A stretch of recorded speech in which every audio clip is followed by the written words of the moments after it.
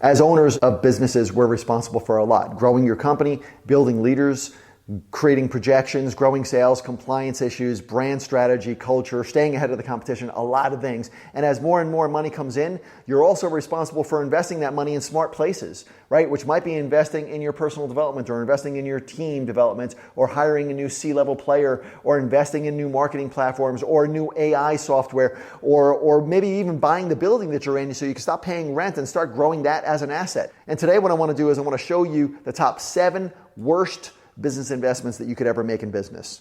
As a business owner, there's a lot of places to invest your money. In fact, I did a podcast titled Where Millionaire Entrepreneurs Are Putting Their Money. And if you need to know the safest, best places to put your money as an entrepreneur, you need to watch that. Just go out there and search YouTube. It's probably on other social platforms as well, but I know for sure it's on YouTube. But today, I want to show you the top 7 worst business investments made by most business owners. Because even though most entrepreneurs know a few areas to invest, they still make mistakes that often cost them more than the growth that they earned from all the other good investments that they made combined. And that's not really necessary. You do not have to learn the hard way when it comes to knowing what not to invest in. So here's 7 places not to put your money in this year. First is lending money to your friends and your family. And I understand that you might love your friends and your family and you might want to help them out. Lord knows that as you become more and more successful, you will be approached by more people to lend them money.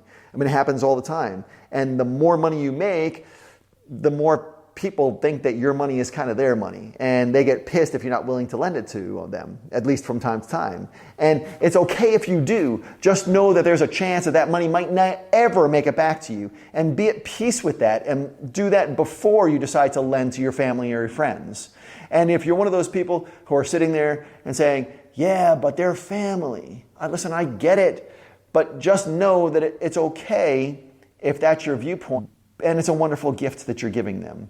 And if you go into it with that in mind, it'll make life much easier on you. Second is paying for services from a person or a company that does not have a proven track record of success doing exactly what you're paying them to do. Every single day I meet people who try to sell me something and they swear up and down that they could go out there and help me reach bigger and bigger goals, but I don't care what they think or what they say. I only care about the track record that they have accomplishing the same exact thing for other companies or people just like me. So if your Google ad manager is trying to sell you on hiring them to manage your Facebook ads, but they don't have a proven track record of running Facebook ads at the same level that you need them to run them at, then you will be paying for their training, not for their results. Not more than, 2 days ago or so, I had a friend ask me if I would do him a favor. And he wanted me to listen to his brother pitch me on investing in his brother's company. And here's what happened. I told him that I'd be happy to listen to him, and it's okay if he shared my email address with him so that he could coordinate a meeting with me. But rather than emailing me to set up a meeting, he emailed me a 3-page synopsis of the idea that he had for business. And he said, so that I could be prepared for when we do speak in the future. And the first 3 pages of that was explaining how he's only built one business in his life, and that business went bankrupt after less than a year. And now he's looking for an investment so that he could buy a business that's currently failing and has no assets, but he thinks he could turn it around. And it gets even, because this guy has no experience doing any marketing or really doing anything that could ever grow a company. He's a fitness trainer, and he has a desire to own his own business so that he could hire people to train other people so he doesn't have to work that much more and he can make a lot of money. Like, that's his goal. And I only tell you this because it's so amazingly common that people are going to approach you with wonderful sales pitches on what they think they could do for you, or the hundreds of millions that they believe that they could make for you if you just go ahead and invested, a couple of hundred into their idea. It doesn't really make a difference if we're talking about a business investment or a marketing campaign or legal issues or cooking for guests at your party. Everyone you pay needs to have a proven track record of doing exactly what you need done, or that investment is going to cost you far more money, probably insanity, than you expected. The third worst investment is getting sold by an investment expert. Investment experts who really know their shit never have to sell their services, and they rarely need more clients. So if you've busted your butt to grow your company and now you're sitting down with a financial advisor who's making you feel like they know some kind of secret sauce that you don't know, then you need to cut that meeting short and get the hell out of there. Man, I would never work with a financial advisor or a wealth manager who didn't have a strong track record of success already, because there will always be a down market. But there will also always be places to put your money that are safer and that grow. And a great advisor will be able to tell you that.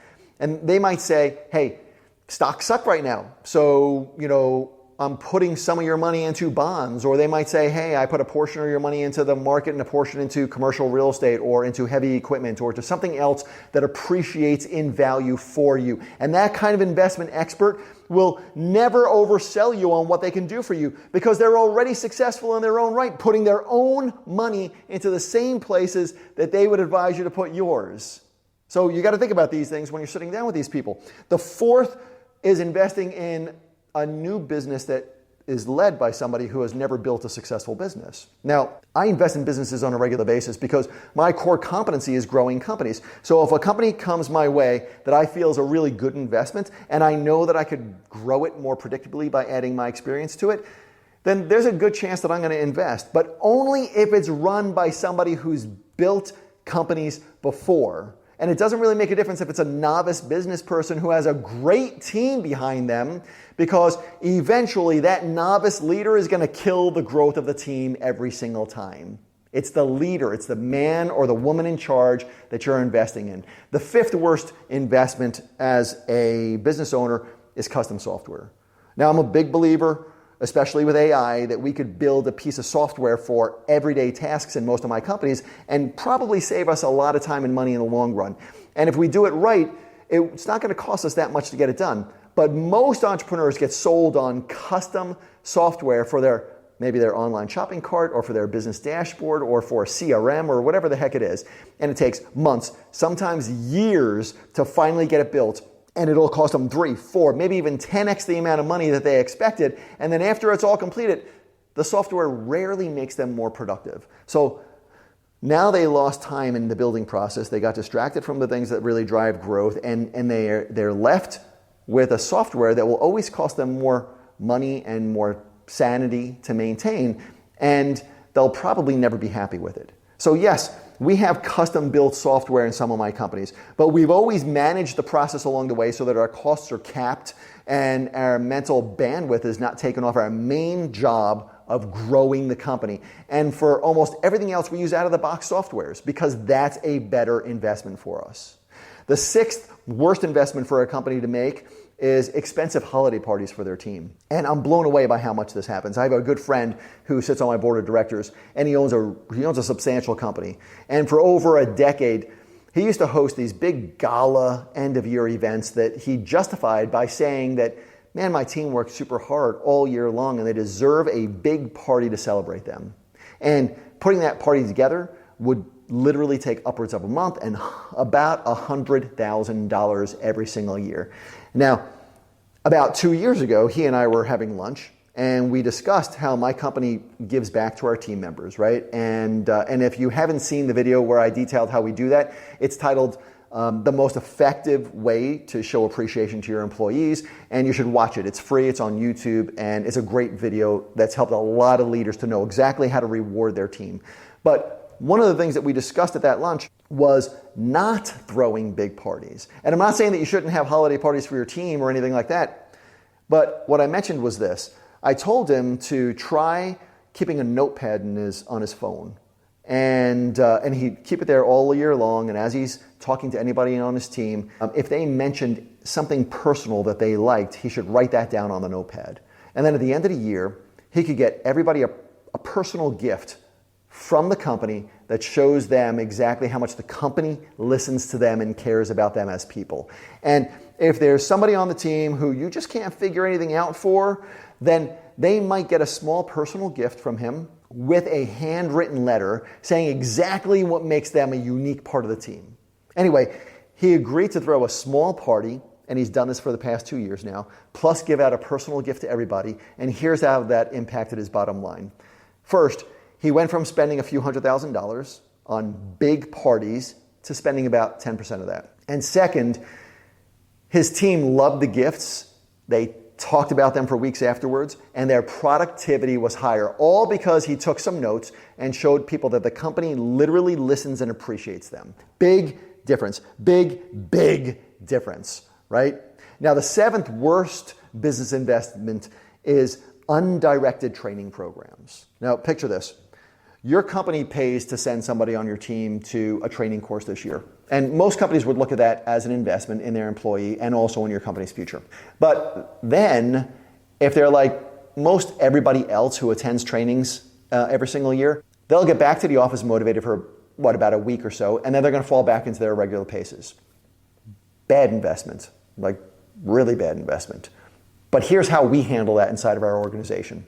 The day after somebody on our team arrives back at the office after being at a training program, they get 3 hours to create a slide deck and then to either present that whole slide deck to our team so that they could teach their team what they learned, or to go out there and shoot a short video explaining exactly what they learned based on that slide deck. Not necessarily because I think that they could teach the rest of the team anything, but because I know that when somebody teaches something that they just learned, it gets ingrained in their minds far faster.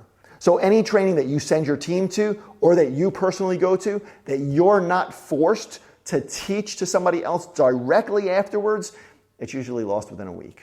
And that's 7 bad investments that cost most companies millions of dollars, and there's a ton more, but you should never have to pay the price for those 7 mistakes ever again. Now here's the number one best investment that you could ever make in your business or your life, and it's this: get wise counsel. Because every successful business person that I've ever met who I've asked this of, and every member of my board of directors and every company that I advise in Club 28 has grown more, both personally and professionally, and has made far more money and has become far more fulfilled and has grown anywhere from 2 to 5 to 10 to 100x their growth curve after they found wise counsel, which is defined as a person who has a proven track record of success doing whatever it is that you want to do, and who is willing to stop what they're doing and give you honest feedback in the form of experience, not opinion, experience, not opinion. It's huge. And if you're growing, and as a result of that growth, you're facing obstacles that you need to break through to reach your full potential,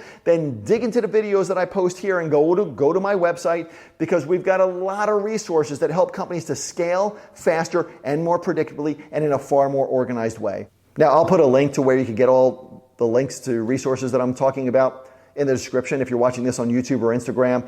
But if you're hearing this on iTunes or reading it on LinkedIn, then just go to chrisguerriero.com.